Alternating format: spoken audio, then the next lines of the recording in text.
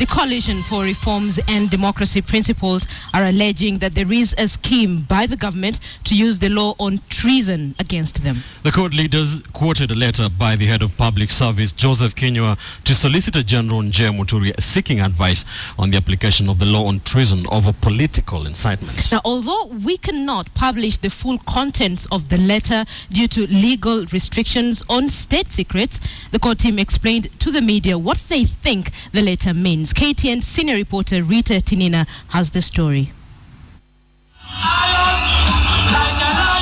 Since CORD kicked off a series of rallies in the build-up to Sabasaba, some leaders have been on the spot over their utterances at the rallies. Several leaders, among them Machakos Senator Johnston Muthama, have recorded statements with the police over hate speech.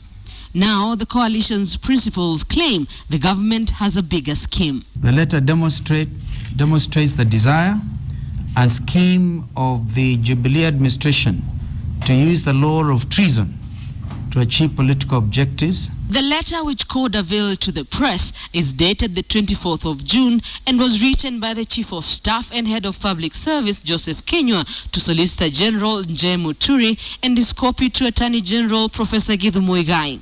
It was written a day after the National Security Advisory Committee held a meeting. NSAC recommended the following. It's a recommendation, very definite, on the issue of political incitement. The Solicitor General State Law Office to advise NSAC on the application of the law on treason in relation to political incitement aimed at taking over power through unconstitutional means.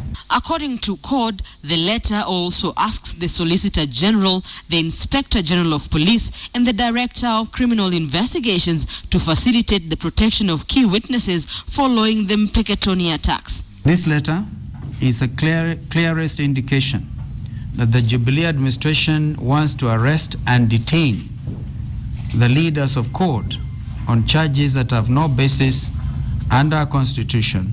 The law on sedition was repealed in 1997, but the law on treason is still in force. According to the Penal Code, treason is punishable by death. The Jubilee regime cannot be allowed to take Kenya back to the dark old days, where state terror was directed against patriotic Kenyans who are struggling against dictatorship and injustice in the name of state security. CORD leaders say the fact that the application of the law on treason was discussed by the National Security Advisory Committee is an indication that arresting and detaining some of them is something the government is considering.